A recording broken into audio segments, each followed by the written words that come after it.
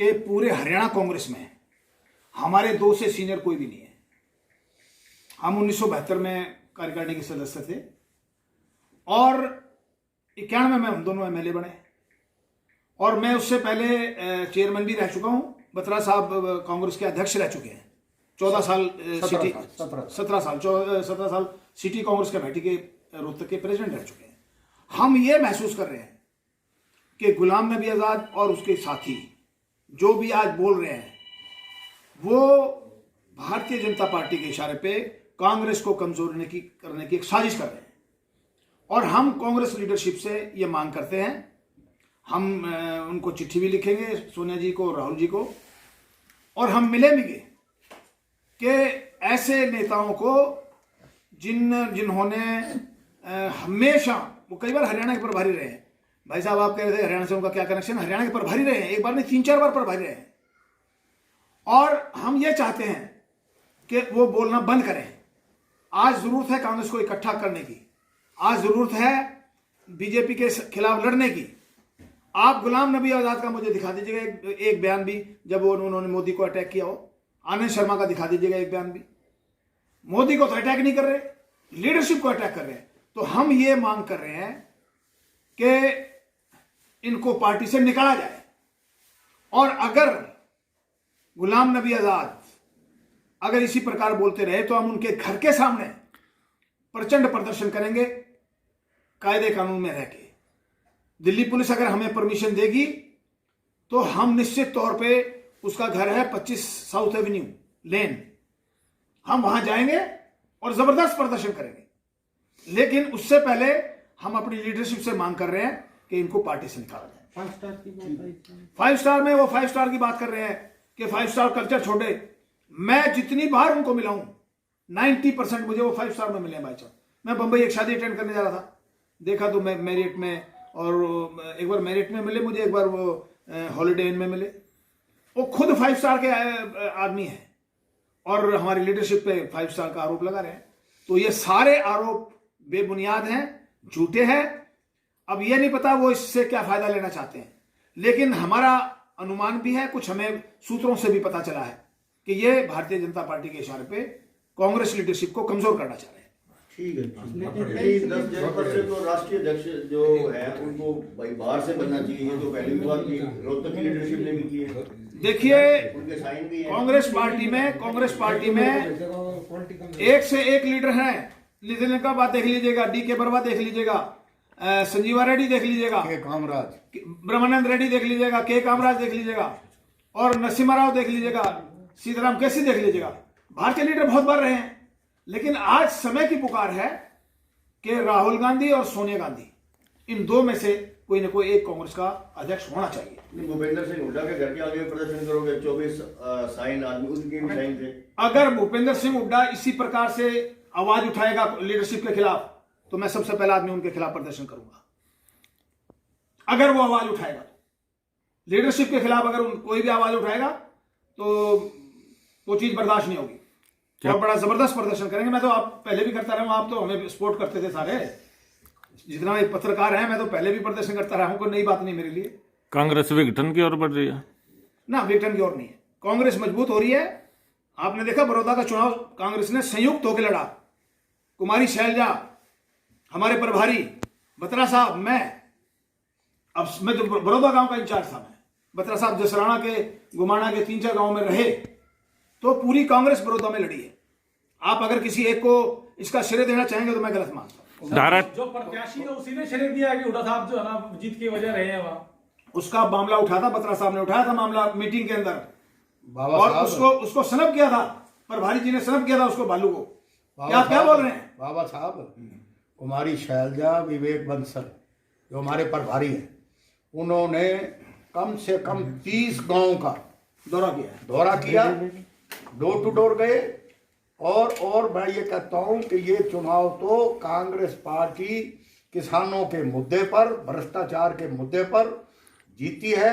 किसी इंडिविजुअल की जीत नहीं है, ये कांग्रेस पार्टी की जीत। धारा 370 पे भी कुछ नेता बोल रहे हैं। गुलाम नबी आजाद धारा 370 पे पी चिदम्बरम भी बोल रहे थे। पी चिदम्बरम भी बोल रहे हैं 370 पे अगर किसी आदमी ने 370 का विरोध किया है पब्लिकली, कांग्रेस लीडरशिप ने नहीं किया। ये गुलाम नबी आजाद था, अपने व्यक्तिगत स्वार्थ, अपने व्यक्तिगत स्वार्थ पी के लिए। चिदम्बरम भी बोल रहे हैं। चिदम्बरम पी चिदम्बरम का कभी बयान नहीं आया, धारा 370 पे कदे नहीं आया। उनका तो ये बयान आया था ना कि जिस तरह रिजल्ट आए हैं तो कांग्रेस कमजोर हुई, अभी आया 2-3। चलो वो तो उनके होता लड़के है। का आया, उनका नहीं आया, उनके बेटे का है। देखो हमेशा पार्टियां कमजोर भी होती हैं और उठती भी हैं, खड़ी भी होती हैं। बीजेपी के देख लो 1984 में एक सीट थी और उसके बाद इतनी बड़ी पार्टी बन गई, तो कोई बड़ी बात नहीं है। कांग्रेस फिर उभर के आएगी और देश में भी और प्रदेश में भी कांग्रेस निश्चित तौर पर चुनाव जीतेगी। अच्छा, आपने कुछ सवाल उठाए हैं, मतलब कुछ ऐसा है कि आज जब पेपर उठाया और गुलाम नबी आज़ाद जी की जो कांग्रेस लीडरशिप के खिलाफ जो उनकी स्टेटमेंट पढ़ी, तो उससे बहुत ही ज़्यादा आहत हुआ। उससे पहले कपिल सिब्बल साहब की भी स्टेटमेंट आई, तो मुझे ऐसा लगता है कि there is a some conspiracy against the leadership. और सबसे अचरज की और दुख की बात यह है कि जो आदमी 9 बार लगातार ऑल इंडिया का जनरल सेक्रेटरी नॉमिनेट हुआ हो और जिसने मैक्सिमम टर्म राज्यसभा की ली हो, आज भी राज्यसभा का मेंबर हो, और वो आदमी आज इस किस्म की बातें करे। मैं तो पीछे एक वीडियो वायरल देख रहा था जिसमें ऑल इंडिया कांग्रेस के लास्ट अधिवेशन में गुलाम नबी आज़ाद साहब ने ही रेजोल्यूशन मूव किया था कि सोनिया जी को आगे 2 साल के लिए और नॉमिनेट कर देना चाहिए, चुनाव नहीं होना चाहिए, और ये नॉमिनेशन जो है इससे कांग्रेस मजबूत होगी। तो अभी और समय चाहिए चुनाव करवाने के लिए। ये मैंने खुद उनका वीडियो मैंने देखा है। मेरे कहने का भाव ये है कि जब जब जो भी सरकार सत्ता से बाहर जाती है और उस वक़्त जो स्वार्थी तत्व होते हैं, जो पावर हंग्री लोग होते हैं, उनका एक ही निशाना होता है कि किसी न किसी तरीके से कोई ना कोई रास्ता निकाल के पार्टी को डिच करो और सत्ताधारी पार्टी के साथ मिल जाओ।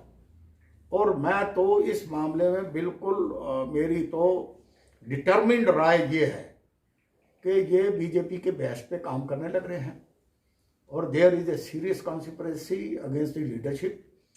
और पीछे भी राहुल जी ने वर्किंग कमेटी की मीटिंग में ये कहा था कि जब मैडम सोनिया जी बीमार थी, गंगाराम हॉस्पिटल में थी, तब इन्होंने लेटर का प्रकरण किया।